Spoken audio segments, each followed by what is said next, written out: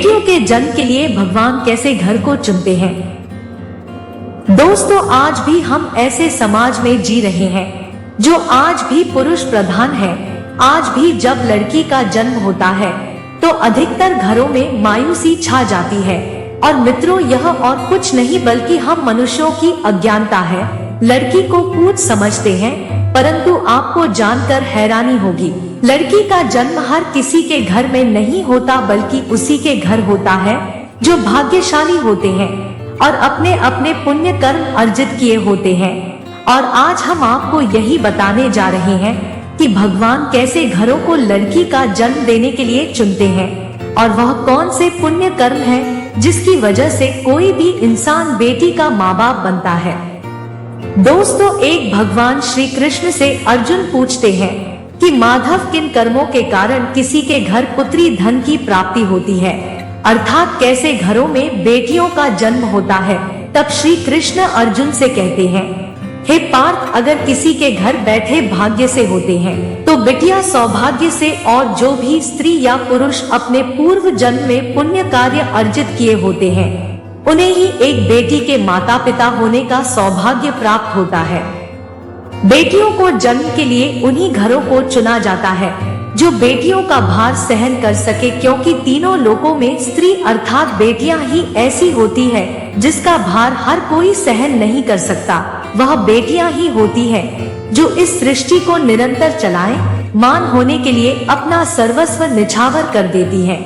हे अर्जुन, पर जिस दिन इस सृष्टि में बेटियों का जन्म लेना रुक जाएगा उस दिन सृष्टि भी है और धीरे धीरे इस सृष्टि का अंत हो जाएगा। मित्रों, भगवान श्री कृष्ण के इन बातों पर गौर किया जाए तो उनका कहा बिल्कुल सही है, क्योंकि बेटियां अगर नहीं होंगी तो किसी का भी वंश आगे नहीं बढ़ सकता।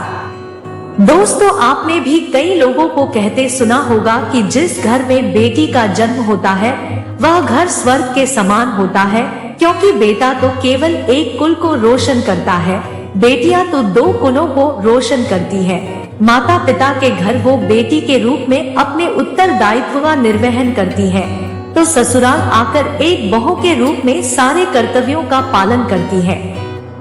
दोस्तों, आजकल आप सुनते ही हो, बेटियां बहु परिवार में किसी के मर जाने पर उसका वर्णन नहीं कर सकते, लेकिन यह बिल्कुल भी सही नहीं है, क्योंकि रामायण में बताया गया है कि प्रभु श्री राम के पिता राजा दशरथ की मृत्यु हो गई तो माता सीता अर्थात राजा दशरथ की बहू ने ही उनका पिंडदान किया था, जिससे उन्हें जन्म मरण के चक्र से मुक्ति मिल गई थी। इतना ही नहीं, हिंदू धर्म शास्त्रों में बताया गया है कि बेटियां भी अपने पिता के नाम का पिंडदान कर सकती हैं। वहीं अगर ससुराल पक्ष में कोई पुरुष नहीं है तो इस स्थिति में बहू भी पिंडदान कर सकती है। इसलिए मित्रों, वह लोग बहुत किस्मत वाले होते हैं जिनकी घर में बेटी जन्म लेती है। वही वह परवल किस्मत के होते हैं जिनके घर एक से ज्यादा बेटियां होती हैं। शायद यही कारण है कि बेटियों को लक्ष्मी कहा गया है। एक बेटे से ज्यादा एक बेटी हमेशा अपने माता पिता के लिए सोचती है। माता पिता को प्यार और अपनापन बेटी ही दिखा सकती है।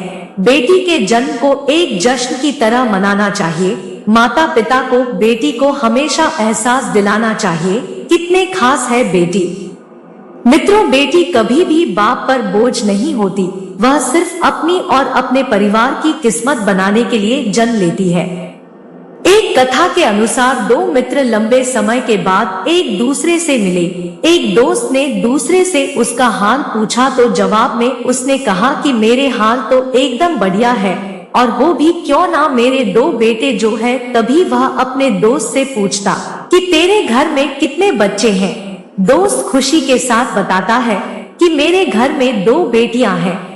उसका दोस्त भगवान का शुक्रिया अदा करता हुआ कहता है कि मैं धन्य हूँ, मेरे घर बेटियां नहीं। यह सुनकर पिता की आंखों में आंसू आ गए। तभी उसकी बेटी पिता के मित्र से कहती है कि अंकल, भगवान हमेशा भाग्यवान को ही बेटी देते हैं, कभी गरीब को बेटी के रूप में माता लक्ष्मी नहीं देते। भगवान उसी को पुत्री का सुख देते हैं जिसके अंदर पालने की सामर्थ्यता होती है, जो गरीब होकर भी अपनी बेटी को पाल सकता है। एक बार स्वामी विवेकानंद वैष्णो देवी की सीढ़ियां चल रहे थे। बगल से किसान अपनी बेटी को कंधे में बिठाए चढ़ाई चल रहा था। तभी स्वामी विवेकानंद ने कहा कि बाबा, आपकी बेटी का बोझा आपको लग रहा होगा, इसको मैं उठा लेता हूँ और माता वैष्णो के दरबार तक ले चलता हूँ। सबके सामने स्वामी विवेकानंद से कहा कि बेटी कभी भी बाप के कंधे पर बोझ नहीं होती। बेटियां अगर बाप के कंधे पर हों तो वह हर बोझ को हल्का कर देती है। मित्रों, बेटियां कभी भी धन की भूखी नहीं होती, यो सिर्फ मान और सम्मान की भूखी होती है। कौन सा कर्म करने से बेटी के रूप में जन्म लेते हैं? अब सोचने वाली बात है कि कौन से कर्म के बाद आप किसी के घर लड़की के रूप में जन्म लेती है और उनके घर के लिए लक्ष्मी का रूप साबित होते हैं। गरुड़ पुराण में बताया गया है कि जब आत्मा को नया जन्म मिलता है तब आत्मा को शरीर के अनुसार व्यवहार में चलकर अपने कर्म करने होते हैं। शरीर के जरिए कर्म करके की एक आत्मा अपने जन्म के उद्देश्य को सार्थक भी बना सकती है और निरर्थक भी। यदि कोई पुरुष महिलाओं का आचरण करता है, स्वभाव में महिलाओं वाली आदतें ले आता है या वही काम करना चाहता है तो एक महिला को करना चाहिए, तो ऐसे ही पुरुषों का आत्मा स्त्री का शरीर धारण करती है। वही गरुड़ पुराण में बताया गया है, यदि कोई व्यक्ति मृत्यु के अंतिम क्षण में किसी स्त्री को याद करते हुए प्राण त्यागता है तो वह अगले जन्म स्त्री के रूप में जन्म लेता है। वहीं अगर वह अंतिम क्षण में परमेश्वर का नाम लेता है तो वह मुक्ति के मार्ग पर अग्रसर हो जाता है। दोस्तों, वीडियो को लाइक करें, शेयर करें और चैनल को सब्सक्राइब करना ना भूलें।